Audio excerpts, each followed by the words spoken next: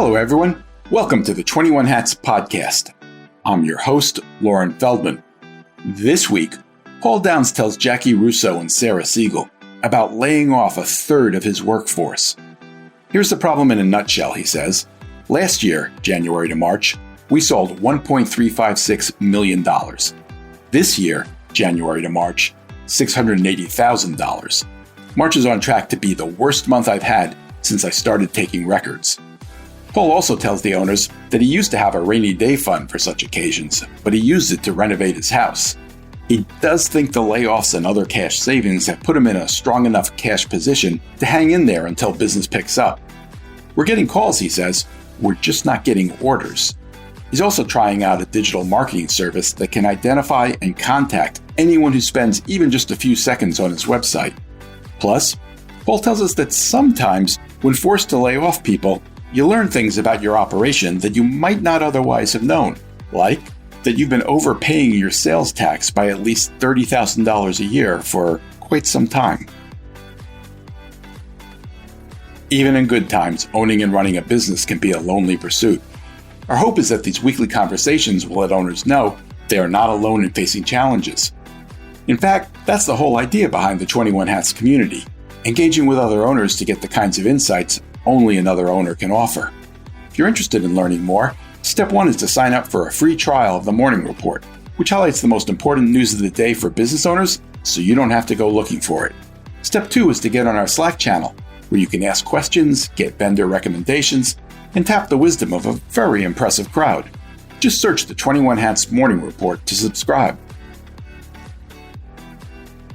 Joining me this week on the podcast are regulars Paul Downs, CEO of Paul Downs Cabinet Makers, which is based outside of Philadelphia and makes custom conference tables. Jackie Russo, CEO of Brand Russo, a marketing agency based in Lafayette, Louisiana. And Sarah Siegel, CEO of Siegel Communications, a public relations firm based in San Francisco. The episode is titled, At 5 o'clock, I'm going to send everybody an email. Welcome, Paul, Jackie, and Sarah. It's great to have you here. Paul, the last time you were here, you told us that you'd had to lay off 2 people and you feared you might have to cut deeper. I'm almost afraid to ask, but how's it going? Cut deeper. We cut very deep. Here's the problem in a nutshell. Last year, January to March, we sold $1.356 million. This year, January to March, $680,000. March is on track to be the worst month I've had since I started taking records. We're at $73,000 for the month. So I did lay off another 7 people. We've laid off 9 in total. Out of, I think we had 26 to start with. And we're down to 18. 27 to 18. And yeah, the only good news is that I'm glad I did it because I've been able to kind of stabilize my cash position. And I now have enough money on hand to run through the end of the first week of June. Because my feeling is that, we are still getting calls. We're getting a fair number of calls from people who have projects. So the demand has not entirely disappeared, but it usually takes time to turn calls into orders. And so what I've been trying to do is just manage keeping the runway, making sure we have money to operate for another, however long we can do it, so that we don't have to cease operations. So we've laid off the 9 people, and everybody else is taking a pay cut, and I've taken a complete pay cut. And we're kind of readjusting our output to match what we suspect we're going to be doing per month. So last year we were trying to do $500,000 a month. I think that this year $320 to $350 a month would be a good result, and it's not likely to happen immediately, but I think that we're going to see some recovery as the year goes on. That's my thought. I have a quick question. First is, when I had to do this 2 years ago, It was terrible, but there's this immense amount of relief I felt after I'd done, and all of a sudden I could sleep better at night, and I just could think a little bit more clearly. Like there was a mass amount of stress. So I'm wondering how you're doing with your mental health. And then my second question is, do you have a rainy day fund for these kind of situations? Are you dipping into it, or does that not exist? Yeah. So mental health, I'm pretty mental healthy because there really wasn't an alternative. And when I decided to do the layoffs, I was like, okay, now what? I actually put together a whole presentation for my company that explained the situation as clearly as I could. Here's the numbers. Here's where we're at. Here's where we were at. And the basic problem being that coming off your best year ever, you have added staff and you've added equipment and you've done all this stuff to produce more, but you're carrying a much higher cost. And if the amount of money coming in the door is not nearly enough to sustain that higher cost, then something has to be done. So I laid that all out for them with numbers and graphs, and then said, yeah, and now we're going to divide the company into two groups, those who are laid off and those who are not laid off. And everybody was in this presentation. This was talking to everybody at once. And I did the meeting at 2 p.m. I said at 5 o'clock, I'm going to send everybody an email and you're going to be either in one group or the other. Because what I did not want to do was give the ones who weren't laid off the impression that they were just like, dodged a bullet, everything's fine. No, you're going to take a hit too. And then what I was trying to do also was not go out of my way to humiliate those who were going to be laid off, and to present this not as a question of this being necessarily a result of their individual performance or anything. This is being done to us from outside forces. And the villain is not in the building. And so that seems to have worked pretty well. I sent out the emails and asked people who were being laid off to actually come in the next day, and told them, we're going to pay you for a couple of days till the next payroll. Here's what's going to happen. But I didn't want to just get out and then let them go home and not really feel like part of the company anymore. Because my goal was to lay people off and in such a way that I would have the option to bring them back if we can get sales back where they need to be. I hired all those people for a reason. They're all good people. If sales pick up, we'd need them back. So why do the layoffs in such a brutal way that it destroys people and makes them not want to come back? Now, there's been a fair amount of discussion in the podcast over the last few weeks of the idea that I would take into account things beyond just job performance in deciding who gets laid off. And my comment, after having heard a lot of criticism about the idea that you would take into account who bought a house or who had a baby, is that in a company my size, I would take all information that I have into account, and that I would never set aside any type of information and say, oh, that's not relevant, because all information is relevant. And then I would invite those who feel differently to start their own company and get in trouble and figure out how to do your layoffs yourself. And that's your prerogative. But this is how I run my company, which is I try to get to know my employees, understand who they are, understand what their situation is. I'm very clear on what they do at work, but I just want to know. And so at the end of the day, when I was deciding who was on the layoff list, primarily it was, are they doing something that we don't need as much of anymore? And that's one type of labor. Or are they doing something that we need, but we can get the remaining people to do? In other words, can we take a job, can we take one person's job and eliminate that position, but spread the functions out to other people? Would that work? And then the third thing would be, can I get this person back if I lay them off? And that would be a question that would lead me to not lay off someone who I suspect that I would not be able to get back. And so if you were someone who I felt had been around a long time and understood the value of working for me as opposed to somebody else, I might be more inclined to lay you off because I feel like I could get you back. And then the last thing would be all of the personal, who's got a baby, who's got a house. It's not irrelevant. It's part of the discussion, but it wasn't the main thing for me. So I just want to lay that out there for everybody.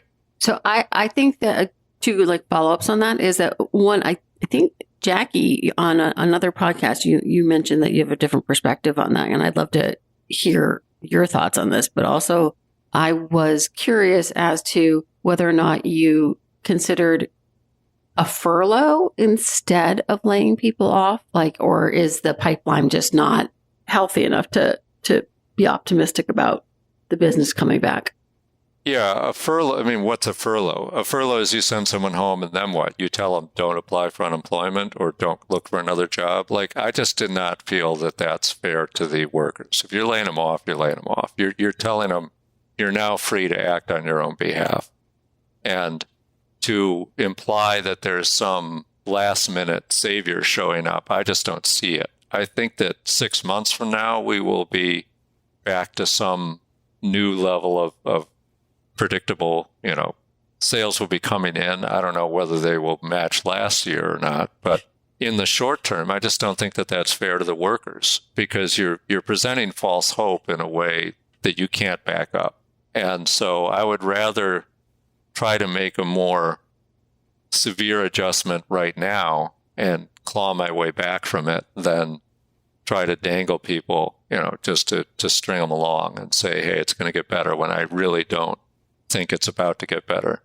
I'm not entirely clear what the difference is between a furlough and a layoff, although one thing I have heard is that in some cases, furloughed employees retain their health insurance. Does anybody know? Well, there's COBRA. I mean, when you lay somebody off, you have the legal obligation to offer them the opportunity to purchase health insurance at their cost, but through your plan. Right, but I think with a furlough, sometimes it's not COBRA. The furloughed employees just remain on the health insurance plan. I bet that varies by state, and I don't know the answer to that. I mean, when I laid everybody off, February 28th was the last day. But everybody who was on the health plan, I said, I'm going to carry you through the end of March at least.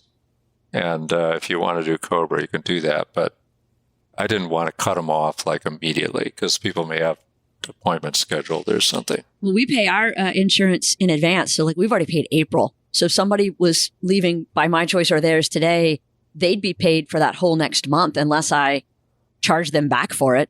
Probably depends on how different health insurance companies work. But in mine, even if I had prepaid through April and then I went into the portal and just canceled someone today, I would get a refund for that. Yeah, that's how mine works too.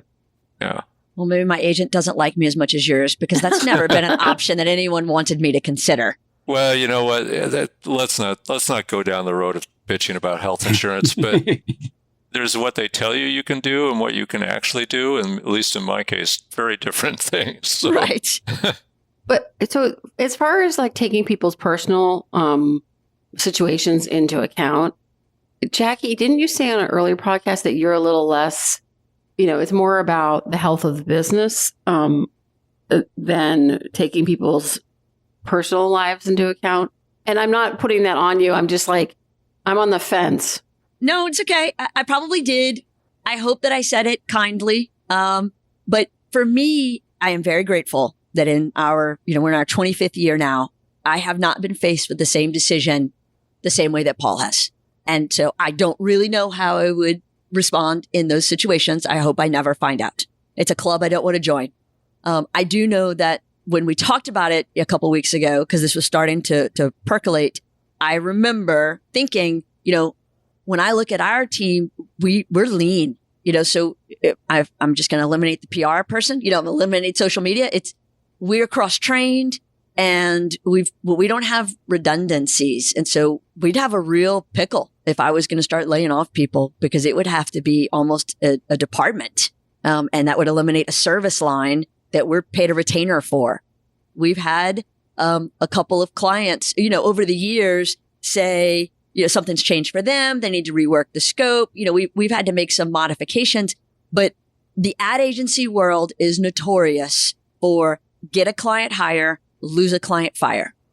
And we've tried really hard to not fall into that pattern that other agencies do. And so I think part of it's just a lot of dumb luck on my part, not really great skill sets on my behalf. Don't get me wrong.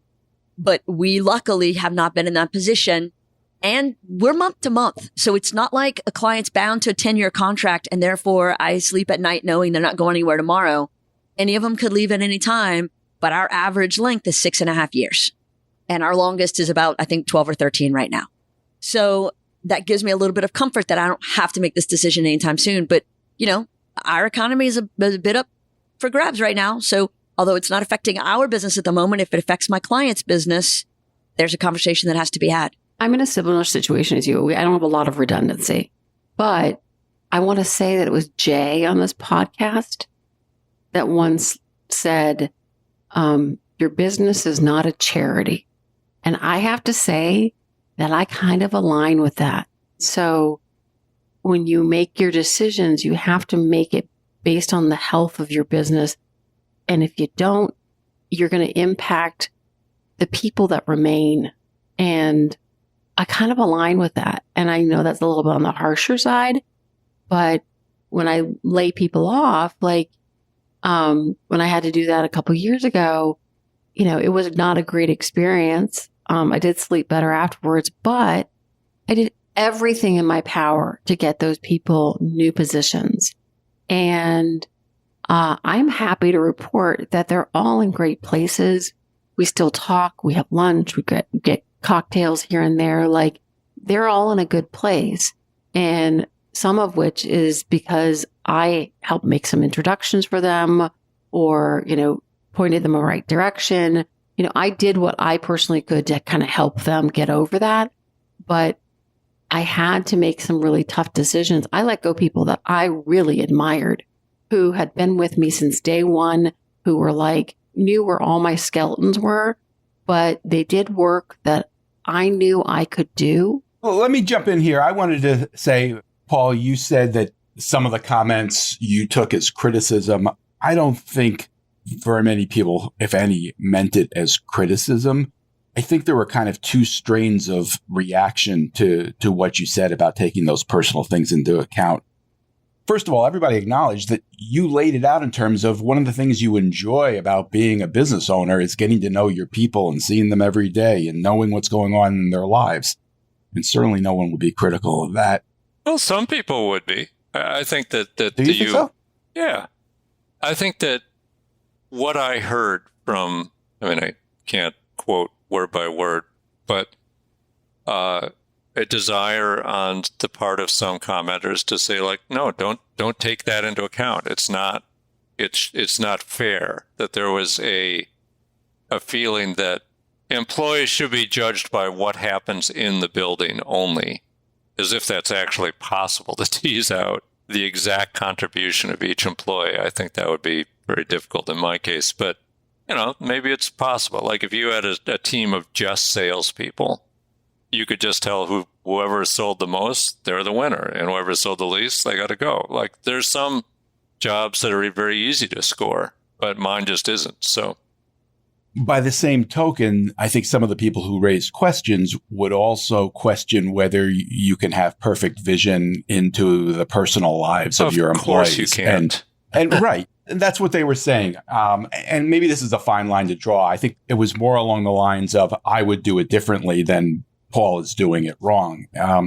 I think there were kind of two strains of thought. One was from someone who wrote on the 21 Hats Slack channel that trying to do what you're trying to do is a version of playing God. And I can understand why you would take that as criticism. That was the most extreme comment, I think. There was another conversation that was more along the lines of, once you start looking at those personal factors, it's a lot like paying somebody differently because they have a family versus someone who does the same job but is single, and that you get into dangerous territory there. I am vehemently against that. You should never pay people differently because of their situation. I feel very strongly about that.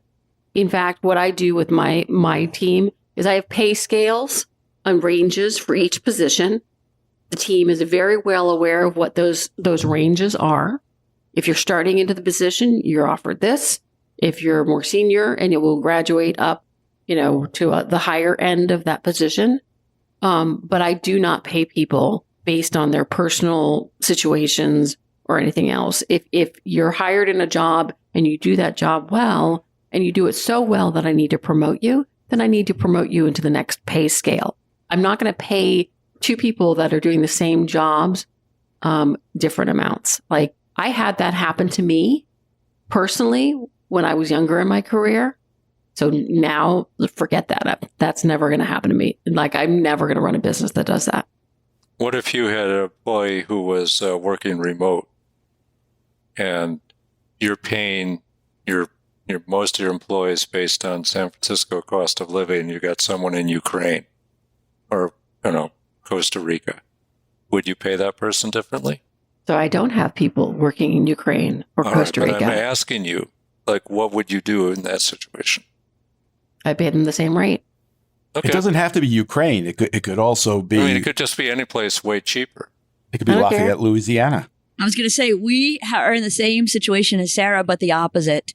We have the same structure. We have the same scale. I mean, it's probably not the same scale. We also have a scale. We do it based on time, experience, etc. And it's a Lafayette rate. And so we have a real hard time recruiting people from big markets because it does not align with their lifestyle. But it would not be fair, in my opinion, for me to pay somebody less just because they live in this town than somebody who lives in a bigger town that has a different standard of living. Oh, I have the same problem in my industry. So I'm a consumer lifestyle agency. We do some tech, but not very much. It's not what we put on our banner, right? But tech PR agencies in the San Francisco Bay Area are a dime a dozen. Tech companies, retainers are twice as much as a consumer retainer. And so we just don't pay as much as those tech agencies. So when I'm talking to somebody, and I'm potentially hiring them, one of my questions is do you really want to do consumer lifestyle? Because this is the situation. You are never going to make as much money as if you were to go work for a tech agency. You're never going to make those dollars working for a small to mid-sized agency, but we get to do really fun shit. Excuse my language. And that's how I see it. But I can't keep up with some of these larger tech-oriented agencies. I just can't. Or even agencies that have a really robust tech and a lifestyle consumer. I can't keep up with them because they use those tech retainer dollars to offset the lifestyle retainers that are less generally. Paul, I'd just like to say that I kind of stirred the pot on this one. I kept bringing it up because I found it to be a really interesting topic that I thought smart people could disagree on and take different positions. It was not my goal to stir up criticism or to make you feel even worse at a difficult time. So I'm sorry you took it as criticism, although I certainly understand. If the pot is stirred, that's fine. And I can take quite a bit of criticism. As I said, anybody who wants to run their company differently should do it. And if you came and ran my company, you might run it differently, you might not. Everybody's got a different decision here based on, I think the main thing being company size, how easy is it to classify your employees, and whether you have any desire to get beyond just the first level of evaluation. And if you don't, then don't do it. I think Paul has thick skin. He's been doing this for a long time. Well, also, I'm always convinced I'm correct, so it makes it easier to ride. I'm not, but there are certain things that I feel strongly about. You have figured out what works best for you, and you got to keep doing that. Well, a lot of it is that I have stats and records going back, decades, so I have a very good idea of what normal looks like. And when it doesn't look like normal anymore, I can at least make a case for why I decided to do what I was going to do. And it was interesting that having given this big talk to the company, there were basically no questions about, well, why are you doing this? Like, they got it. I laid it out for them. Like, we have to do this. If we fail, everybody goes. If I don't do this, we're going to fail. And so it wasn't really something that seemed to be like, why did he do that? Everybody was like, yeah, we could see it coming. And you laid it out there. And here we are. We're on board. You know, Paul, that's an interesting point about transparency because, you know, I've heard owners have this conversation over and over again through the years. And there are some owners who look at it and say, the last thing I want to do is share my numbers, my sense of how the business is doing with employees, because at some point, if things aren't going well and I do that, it's going to scare everybody. And nobody wants to think that the leader doesn't have control of the situation.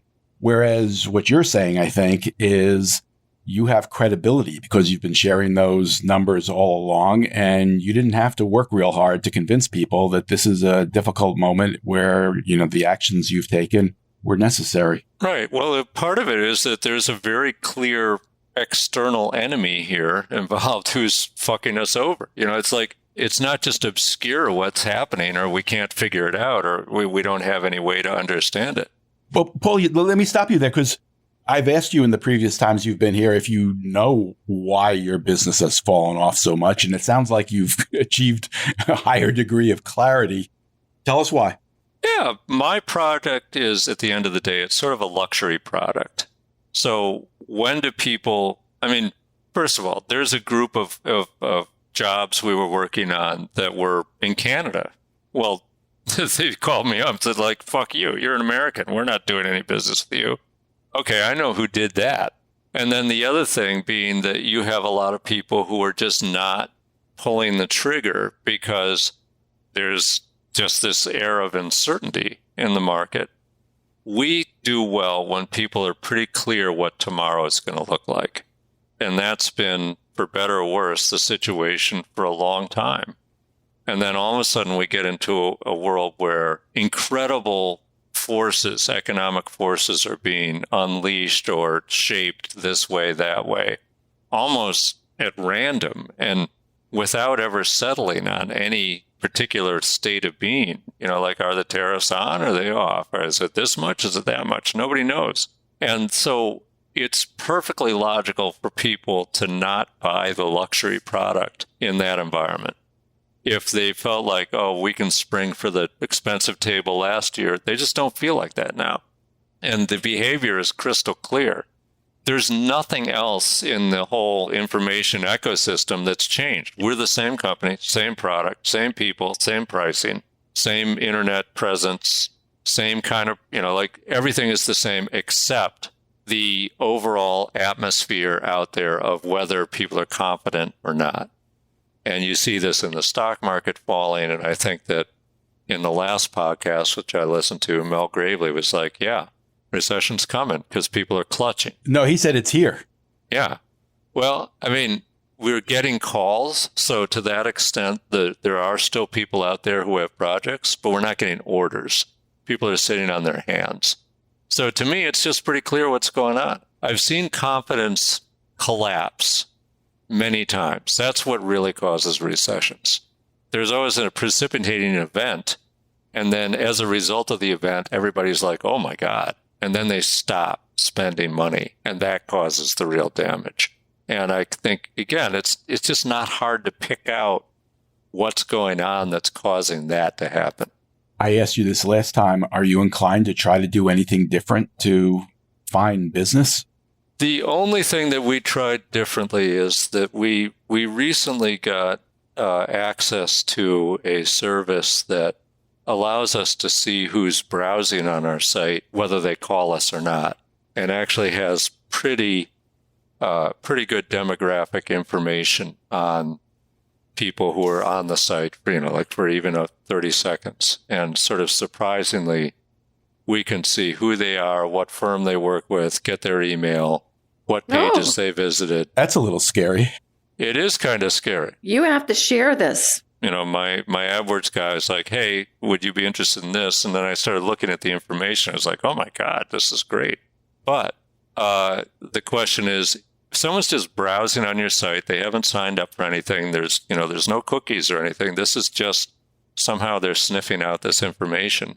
And if we reached out to them, would it be too creepy? So we are trying in a limited way to reach out to certain people. If we saw that it was someone who is a good potential client who spent, 30 minutes on the site looking at 20 pages, we can craft an email saying, hey, you were looking at this. We just want to tell you, we're here to help. And so we just started sending out a few of those emails. And I don't know whether that's going to work or not. That's the only thing different. What's the service? Are you willing to divulge that? What's it called? Hold on a second. I love this kind of stuff. I have had the experience of going to a site and putting something in my basket and then deciding not to buy it. And then they've reached back out to me and say, hey, you forgot to.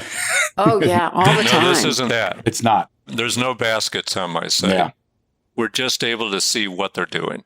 But even with a basket, you don't type in your email address. So they're able to see what Lauren is viewing and then figure it out and reach out to them. Well, yeah. I mean, this is really startling. It's called Visual Visitor, and Ooh. I'm getting it through an agency that manages my AdWords buy. I don't really know too much about it, but the amount of information on each person is really startling because it's presented to me in a portal, and I can click on the name and I get a little pop-up that has all their personal information, their LinkedIn, a summary of what their business is, what the company does, and then all the pages they visited, how long they spent on each page. So again, we can identify people who are clearly thinking about, oh, I'm looking at all this stuff because I want to see more. And the thought being just like reach out in a very gentle single email. Hey, we saw you're on the site. We saw you're looking at this stuff. How can we help? That's it. So I don't know whether that's actually going to work or not. No, but you have to do that stuff. I mean, I'm sure that Jackie probably uses a similar program for her PR stuff, but every email that we send out, like we can tell how many times you've opened it and where you've opened it from. So we know when to follow up. This is not necessarily for prospective clients. It's more for our media relations or influencer relations. But having that kind of intel is like, it just makes it so you're more thoughtful with how you're going out to. So you're not spamming people and just doing these like mass distributions, which don't result in sales for anybody. Well, that was my thought, that if we use the information, if we have this information about who they are, what their role is, craft something that says, hey, we think that we can help you in these ways, and be pretty specific about it. Jackie, I'm curious, are you familiar with this type of service, and would you use it? We do use something like that. The web team doesn't really let me attend their meetings anymore because my ideas apparently wasted time and annoyed them. I'm using air quotes. But we do have a suite of tools, and you've got some tools like a HubSpot, for example, where we'll do everything you're talking about with emails, the hosting of the website, as well as who's coming there. What we're ultimately talking about really are UTMs, and those unique trackers can be embedded in ads, emails, links. So then you can track everything and where it's coming from and where people go from there. And then you'll know more about their habits. And the point of it, and the reason why I think I'm not bothered by it, I know some people are really disturbed by privacy and data. But my thought is, if I'm in the market for this widget, then I want people to give me ads for that widget. I would rather that than I get ads for all these other things that I don't care about and I'm never going to be in the market for. Yes, customize the experience for me, please. The one thing that does freak me out is when I'm talking about something in my house and we have Google Home. And then randomly I get served up ads after talking about something I know that I've never searched for. Well, you let that thing into your house. I know, I did. It's probably in the terms and conditions somewhere that you accepted. Like, yes, we will read your mind and send you garbage. You agree. And it's a love-hate relationship. I'm basically like, oh, that's weird. But I move on because honestly, like, I know a lot of people are worried about privacy and all of that. And I respect that. But part of me is my life is not super interesting. So I'm kind of an open book and I don't really care. But that's just for me personally. There's some discussion around, is the machine listening to you or not? Obviously. There's also some discussion around the ads have been out there the whole time. But once you talked about it or someone else talked about it, that kind of opened the filter in your brain to see the ad that was always there. That's interesting. I don't think that's it. I think I'm not taking sides in the fight. I'm just telling you. Just apply Occam's razor. It's way simpler for Google to have that thing listen. You can do all kinds of voice analysis now and just serve you up an ad. That makes a lot more sense from a business standpoint than, we're just going to fire ads and hope people notice them when they start talking about, whatever, kayaks. I don't think that's happening. I'll do a test. I'll randomly talk about snowshoes in my kitchen over the next couple of weeks. See what happens. I don't need snowshoes. I don't care about snowshoes, but I'll do it and see whether or not it gets served up anything. I'll report back. Well, and I tell you what, I have an Alexa right here in my office. So I'm also going to talk about snowshoes. How much I want snowshoes. Maybe going skiing later, need some snowshoes. And I'm in Louisiana. So we'll see if an ad pops up. We will know it's very intentional. Screenshot it and share it because that will be awesome. I will. We'll share it on the 21 Hats Slack channel. Yes, I will. Paul, early on, Sarah asked you if you have a rainy day fund that you are opening up now to get through this. Well, I had a rainy season fund, and then I renovated my house, and now I've got a rainy minute fund. So, but one of the goals of doing the layoffs, sort of at the first hint of trouble, was to make sure that we are maintaining our cash position. So when I did the layoffs, I had about $450,000 in the bank, which would have been enough for maybe 4 weeks of operations, not even if at the previous staffing levels. And we were expecting some payments which came in, and we're continuing to do work and send stuff out the door.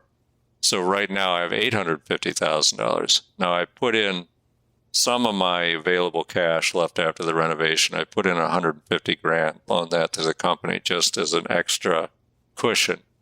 But we've continued to improve our cash position, which I'm happy about. And a lot of that is because of cutting costs and also just adjusting our spending to a lower level of output. So I don't have a rainy day fund lying around normally.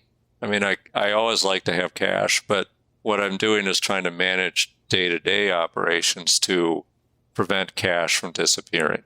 And one of the interesting things is that when you lay people off and then start looking into their email accounts and various other aspects of their performance, you discover some things. And like, for instance, my purchasing manager had never signed up for tax exemptions on many of the vendors that we use for our goods. And just by simply not doing that was spending something like $30,000 to $40,000 a year in sales tax that we didn't need to be paying. So when I saw that, I was like, What were you doing that you saw that this time? Well, I had to go in and sort of start looking through all of our vendor accounts with various people we buy stuff from that were associated with this gentleman's email, and logged into his email and started looking at all the emails and realized that when we were getting order acknowledgments that there was sales tax on a lot of these things. And I was like, oh my God, please don't tell me we've been paying an extra 6% on, $500,000 to $750,000 in purchases every year for God knows how long. And sure enough, that's what was going on. So one of the things about laying people off is that somebody has to pick up the pieces of what they're doing. And in administrative positions, there's often that can be a bit of a surprise when you realize someone just was not doing something fairly basic and didn't seem to recognize that that was an issue. Paul, for anybody who might be wondering if they're in the same position, why was there a sales tax exemption? Oh, well, this varies by state. But in Pennsylvania, if you're a manufacturer, pretty much everything you buy is tax exempt. And that's just a state law. Like, there's several different categories for a sales tax exemption, but one of them is, are you a manufacturer? Another one that's pretty common is, are you reselling this? And so that if I was buying reams of paper and selling them to people, then I should not be paying sales tax to my wholesaler, but I should be charging it to the person I'm selling to. Some of the stuff we do falls under that, but most of it is just like anything I buy. If I buy coffee cups, if I buy a machine, it's all tax deductible because I'm a manufacturer. And that, as I said, may be different in different states, but that's how it works in Pennsylvania. What's the mood like at your company now? It's difficult for me to answer that question because, of course, when the boss walks around, everybody is behaving differently than if they're not being observed. My feeling is that the mood is pretty good considering what we just went through. And again, because I made a very clear case of why I was doing it and what I hope to accomplish by doing it, and the fact that the sales have continued to be miserable sort of points to, hey, he was probably right. And the fact that we're not running out of cash is also like, yeah, he probably was right. The people who remain are chastened because they know that, A, they are going to take a pay hit, but they could have been laid off. So when you lay off a bunch of people, the survivors are almost always smart enough to put a smile on their face and try to not be the next one. And I told people, they're like, hey, this sucks. In my email to the ones that are laid off, I started with, this is not your fault, and this is not my fault. This is something that was done to us, and this is why it's happening. And I think that makes it easier for people to accept, too. Now, of course, you do take into account performance when you're making these lists. And so there is a tendency to clean house to a certain extent. So some of the employees that I got rid of were on the more troublesome end of things. Although they were doing their job, they were causing more drama than necessary. So getting rid of people like that is also a mood booster for everybody who remains. And I don't know. My feeling is that we've come through it about as well as you can come through something like this. And having heard from my son about how layoffs happen in bigger corporations, I think I did a pretty good job. And we tried to give everybody a sense of humanity going out the door and clearly explain why we didn't have an alternative. And I think that's about as best you can do in these situations. Sarah, when you laid people off, if I recall correctly, you chose to lay off some of your more senior people, which I think you told us at the time really surprised them and maybe others. Did that work out the way you hoped it would? Oh, it was very stressful. So I was in a situation where I had to cut costs, and you'll see this at much larger companies that the as soon as you get into that, with the C-suite roles, your tenure is a lot shorter because there's a lot of pressure on you in terms of delivering for the company. But they're also really expensive. For me, I had to make cuts that were going to make an impact on my cash flow and my bottom line and my revenue. And I had to do that with the most senior people because it was going to have the quickest impact and the fewest people. That said, it was not the easiest thing in the world because I was left with competent or awesome, really motivated junior people, but that were all of a sudden thrown into, hey, you need to start working on strategy too. And, I'll help you with that and we'll work on that. My biggest problem was I had a social media manager who was fantastic, who had been with me for years, just somebody who got that shit done and really delivered for clients. And I had to let her go because she was expensive. But the person that was junior to her that I expected to fill those shoes wasn't ready for it. And I had a misperception of what her skill set was because I wasn't managing her necessarily. And so that had a unfortunate domino effect where she eventually left the company because she found another position, but it wasn't a clean departure. And I was very fortunate to happen to find another human to fill that role within 2 to 3 weeks, and someone who I will literally bend over backwards to never have leave because she knows what she's doing and she's always trying to, enhance the services that we provide. So long story short is like, if you're a business owner, yeah, you can cut from the bottom, but that's not going to shift your P&L as quickly as you want it to. So it worked for me. But I think it also meant that you had to dive back in and get more involved in the day-to-day operation, right? 100%. So I went from being, 50% billable, back to, close to 90% billable for clients, which took my foot off the gas of finding new clients and establishing new relationships and all of that. And I had to do that. And what's funny is like when you become less billable and you rely on your team to deliver, there are things that they do and that they create in new systems that I'm not necessarily in the weeds of everything that they do. So there was not a learning curve, but I had to refresh myself a little bit. Paul, are you taking on tasks now with a smaller crew that you didn't have to do before? Yeah, absolutely. I mean, that's part of it. The work is there, and as I said, figuring out could we reallocate somebody's load to other team members successfully was part of my thinking. I did end up laying off from all levels of the company too. Some of the more highly paid people. It does have a big effect on the payroll, and I was able to negotiate one position that was salary and commission to be 100% commission. So I'm getting the full service of this person without having to pay the salary. In other words, it just lowers my cash load. And if sales come in, he'll make money.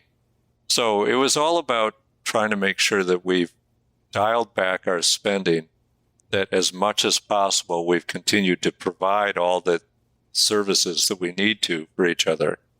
But at a lower level of sales, you don't need as much of everything. So, if you needed 3 project managers, then 2 or 1 would probably do the job if you're doing a third of the sales. So it's just thinking about it that way. How do we maintain capacity and cut costs? Jackie, last time you were here, you told us that you were a little bit surprised that given all the uncertainty in the world, your business was holding up quite well. Is that still the case? It is, but I feel like talking about it out loud is going to somehow jinx it. I'm not superstitious, but I'm a little bit stitious. And I mean, I'm knocking on all the wood I can find. Yeah, so far so good. I'll add mine that we're fine. We're don't fine. say that. I mean, that's fine. That's how you bring the bad vibe. I don't like being fine though. I want to be better than fine. We're fine, but I think fine's pretty good right now. Right. And Jackie, I also think it's good to say it. I think. Oh, Lauren. I understand, but people need to be reminded that, businesses are different. And even in a really bad recession, even if that's where we're headed, not everybody does terribly. No, and I agree. And look, we've come through 9/11, which was a huge blow. At the time, we had a ton of hospitality clients and nobody was traveling. We've made it through the 2008 financial crisis. And at the time, we had a ton of business banks and regional banks who really were hit hard with the housing crunch and interest rates. We've been through 3 that I can count oil downturns, and we're in oil country. Up until the mid 80s, I think 47% of employees in this region were employed by an oil and gas company. Now it's 7%. That's how much this industry has changed over the years. And, we made it through COVID. So we've weathered some big business storms. I don't know if this is going to be one of those, the biggest one of those. I mean, it feels like something big is brewing, and I'm grateful that so far we're fine. All right. On that note, my thanks to Paul Downs, Jackie Russo, and Sarah Siegel. Thanks for sharing, everybody. One thing before you go. Everything we do at 21 Hats is created by entrepreneurs for entrepreneurs to help us all learn together. If you get something out of listening to these podcast episodes, consider joining the conversation. You can do that by joining the 21 Hats Sounding Board, a Slack channel where you can tap the wisdom of a very smart crowd, or by becoming a founding member and joining our monthly Zoom forum, where you can be part of conversations much like the ones we have on the podcast. You can sign up for both by subscribing to the Morning Report. If you have any questions, you can email me at lauren@21hats.com. And if you get something out of this podcast or out of the Morning Report, please tell a friend, tell an enemy, tell every business owner you know. Your word of mouth, owner to owner, will always be the most effective way to build this community for all of us. Thank you. It means a lot. This episode was produced by another entrepreneur, Jess Stuberon, founder of Blank Word Productions. Thanks for listening, everyone.